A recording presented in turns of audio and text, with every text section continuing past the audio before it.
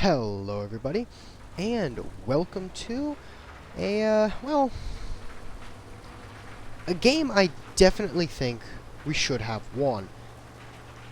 And, well, one of my better games, and if I have to say, this is one of the best games I've played, not just in the Puma, not just in the German tech tree as a whole, but in the entire game. This is one of the best games I've had in easily a month, 2 months, but I'm going to use this video to highlight a lot of things, as it is going to be relatively long. So, starting off, I am in the Puma, it is spaded, and I would like to give my impressions on it. I don't like it. It is a fun tank, yes, but it suffers from one major flaw. One flaw that I genuinely don't think can be fixed, or at least the Gaijin won't fix, I guess would be a better way to say it. And that's the flaw of full up tiers. Now, in this game, I do not believe I face any 3.7. Well, I might, but I do not face a full 3.7 game. There are 2.7s, there are 2.3s, there are 3.3s.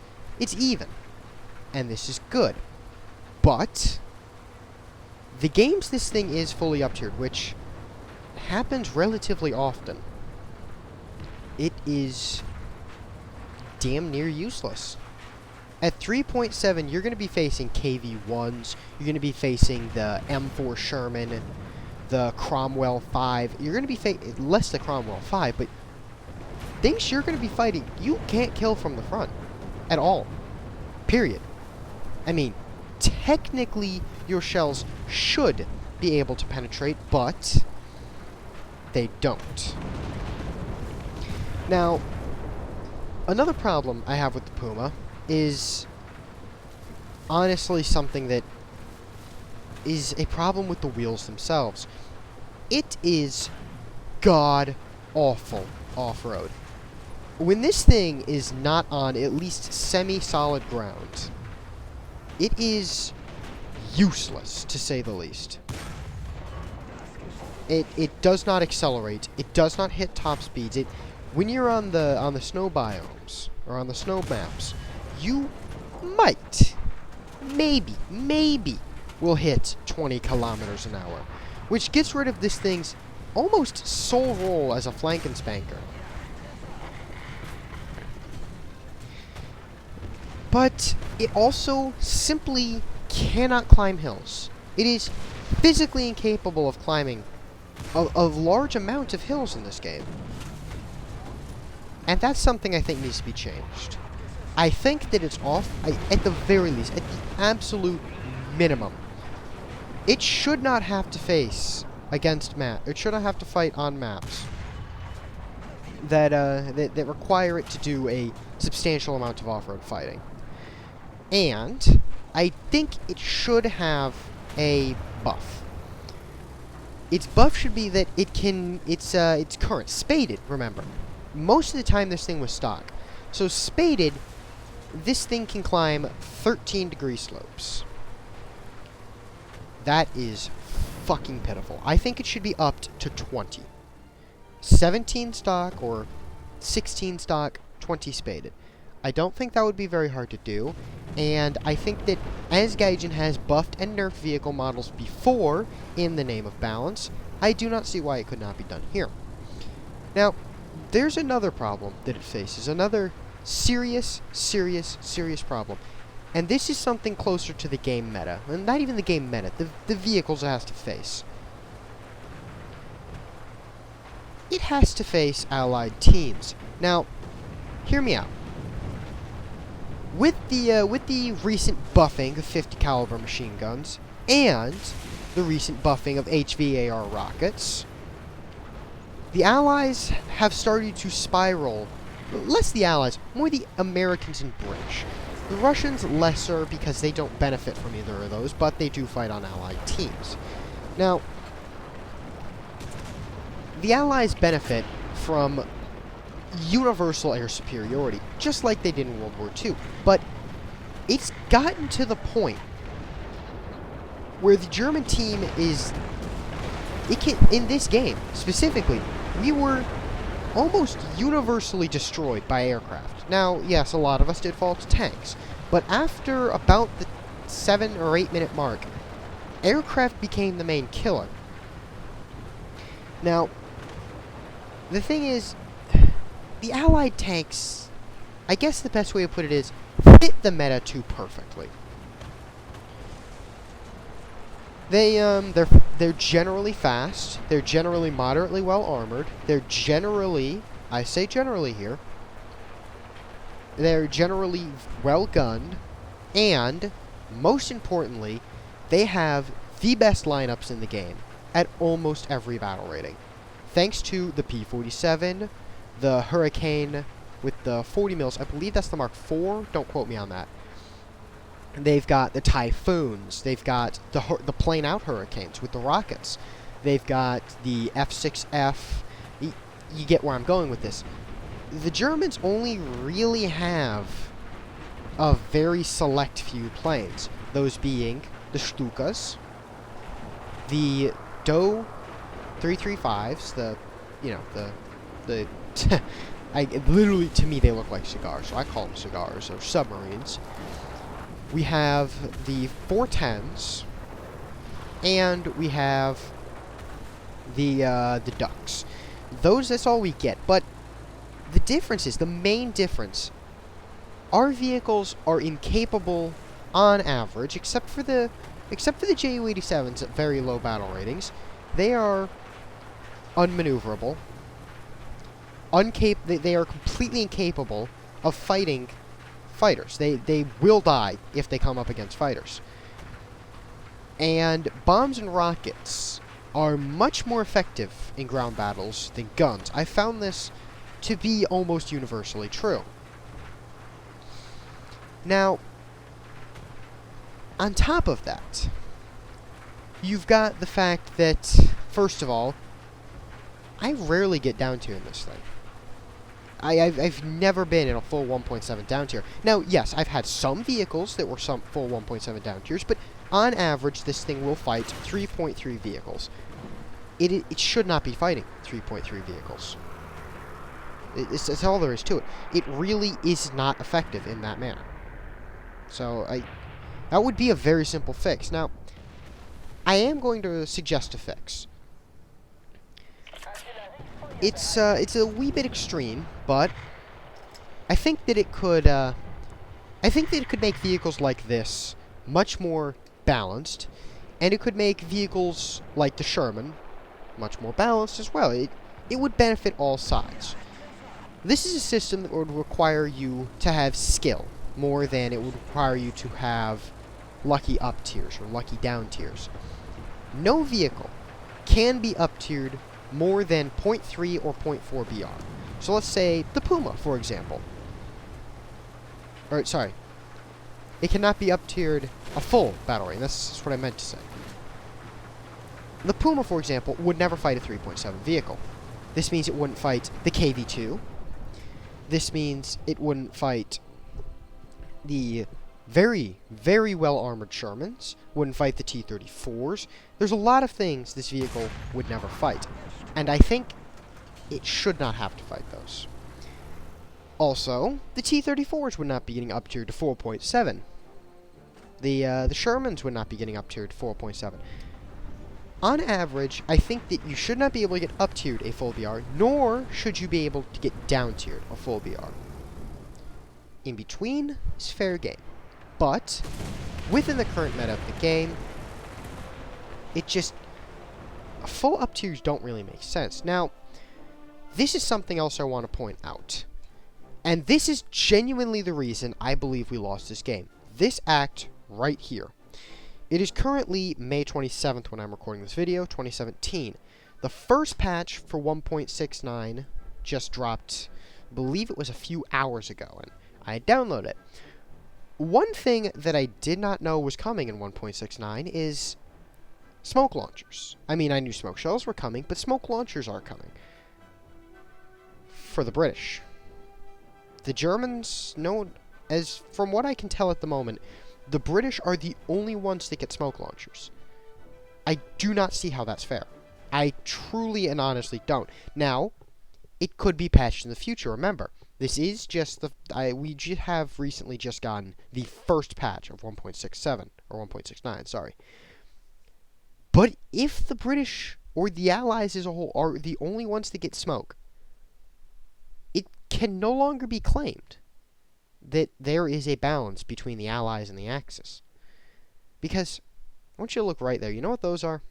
Those are German smoke launchers.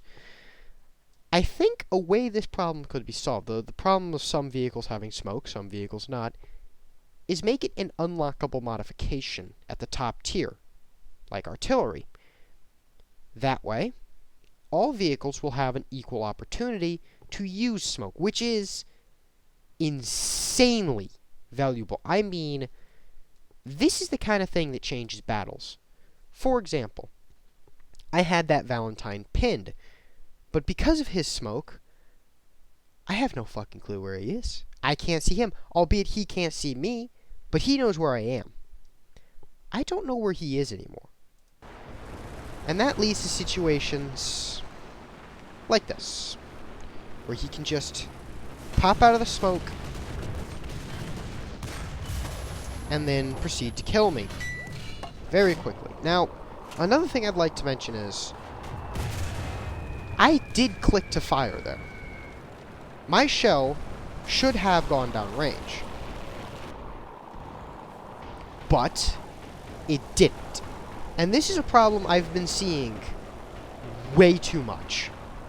There have been so many times, specifically in this recent patch, where I will turn a corner, get a perfect snapshot lined up.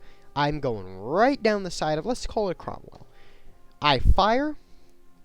I click my mouse. Nothing. Then, it's usually not much. It can between from half a second to sometimes even a full second later. Then the gun will fire. In a snapshot, that will mean you die. In a vehicle like that, we have almost the exact same reload. I fired first, so I should have reloaded first. In fact, if I remember correctly, I did reload first. And I clicked, and the shell did not go downrange. His did, which resulted in my death. Now, the 50mm cannon can tear that vehicle to pieces. It has no problem punching through its front armor like it does not exist. That's assuming, of course, the shell leaves the barrel. I've had this happen minimum 10 times, but to go through all of them in the replay would take God knows how long. I'm hoping this is a bug. I cannot confirm, nor can I deny that it happens on the Allied team. It's just that this is the kind of thing that shouldn't be happening. I've noticed it in the past with the M18 Hellcat. Because of its insane speed, shells act weird with fast vehicles. Now, let's just continue this replay here. They act really weird with fast vehicles. They don't land where they're supposed to on the enemy tank. You see, in the M18 Hellcat, I had the problem, very often, of facing Tigers. Now, that on its own is not a huge problem, because, yes, the Tiger tank can be killed. It's not that hard to kill in a Hellcat, to be honest. But my shells would land a meter behind where they were hitting, or where they should have been hitting. That's really bad. I mean, and for example, right through his armor like butter. That would mean that a perfect crew compartment shot would now do nothing but damage his fuel tank. Now, this was, of course, back when fuel tank fires were nothing. In fact, fuel tanks, in most cases, just ended up being a form of spaced armor, but still. Now, I haven't really talked about the game this much, and I'm going to start doing that now.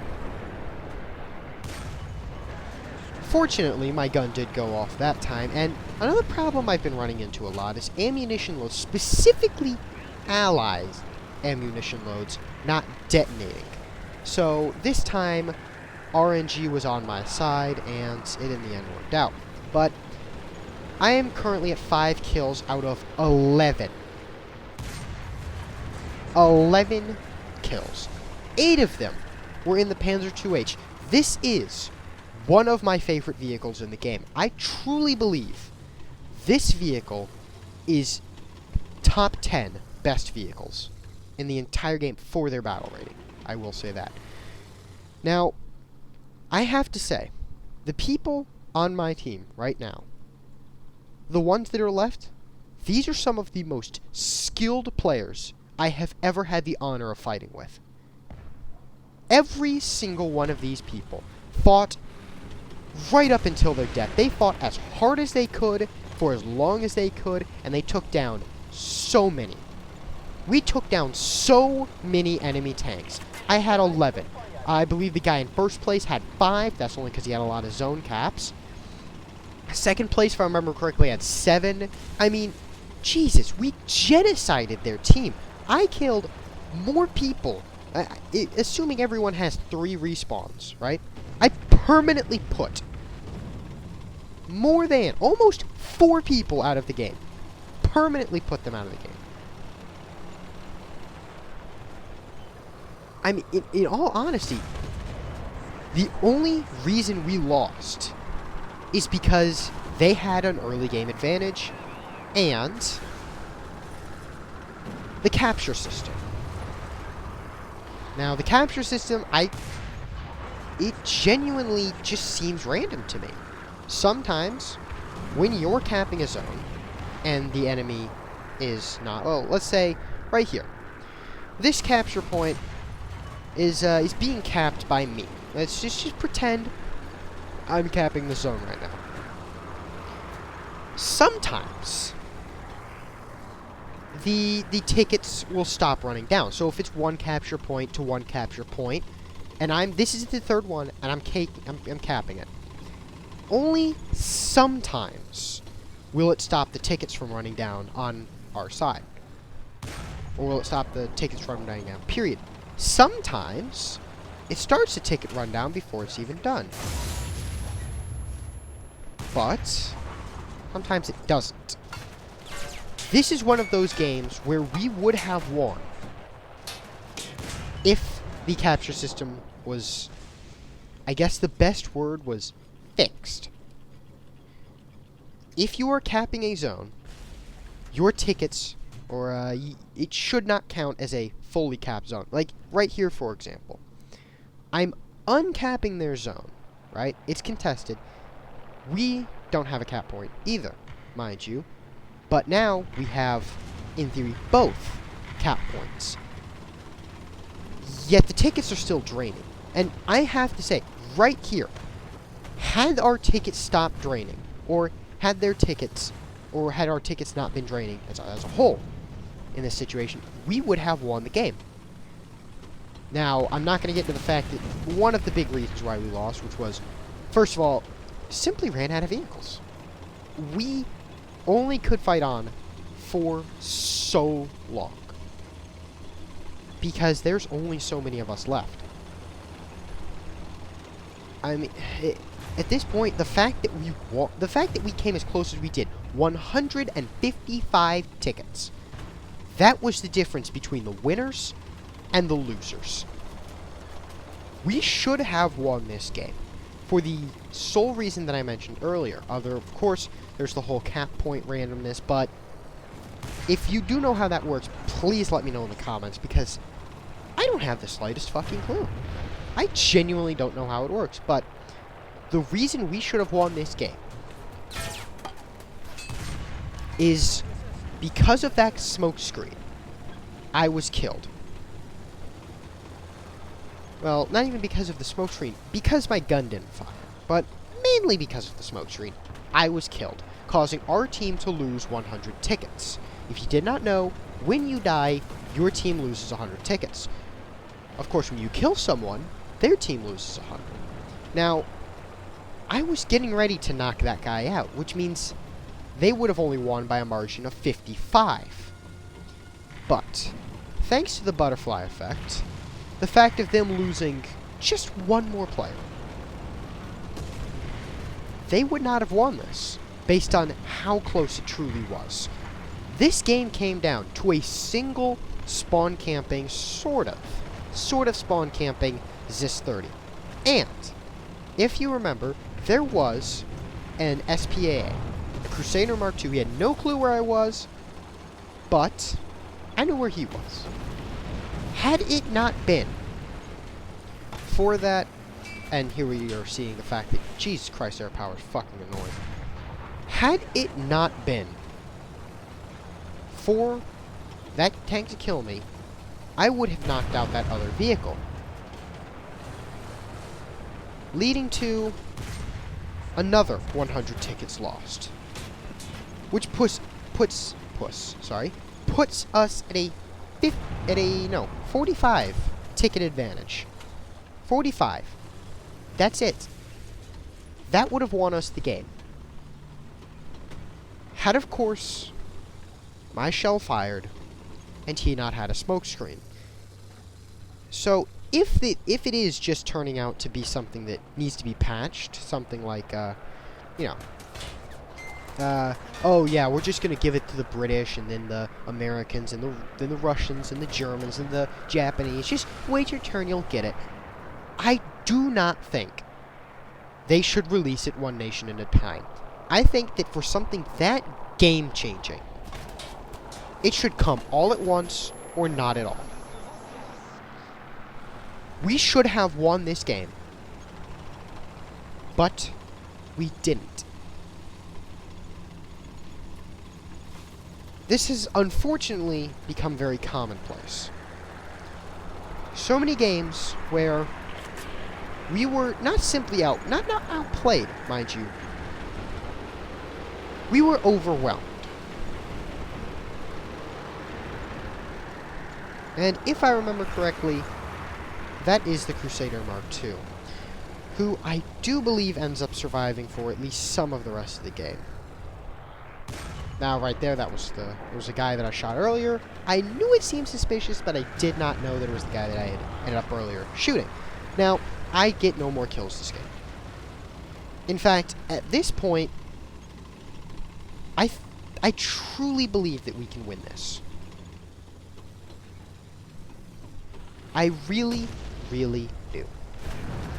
But, unfortunately, the powers of RNG were not on my side. In fact, they were not on any of our sides. And that's what's the most disappointing to me. How much of this game is still left to RNG. Whether a crewman dies is RNG. Whether a ammo rack is detonated is RNG. Whether a shell bounces, even that is a large amount left up to RNG. Now, this is the second place where we should have won the game. So, I just end up sitting here waiting for the Cromwell, and that was a direct shot to his ammo rack. There is zero reason that should not have killed him. Yet, in the end, all that matters in this game is that the right RNG is on your side.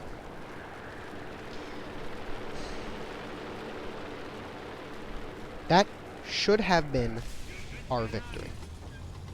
Now, here's the sorta kinda spawn camping Zis 30. He ends up taking out 2 of our guys, which, of course, again, I truly and honestly think that spawn camping is deplorable. Yet, there are exceptions. And I do believe there are exceptions. Now, right here, this should not have been a death. But, thanks to the glory, and minimum graphics, it turned out to be. Also, thank you very much, Chihai. You saved me. Well, I mean, it was too late, but in theory. So many times in this game, a victory was ripped away from us. So many times we should have won. Yet every time it was taken, ripped from our team's hands, ripped from my hands. This could have been in the top 10, no, top 5 greatest battles I have ever fought. It could have, in fact, it should have been a triple ace. But it wasn't. For the sole reason of an allied smokescreen that should not have been dropped.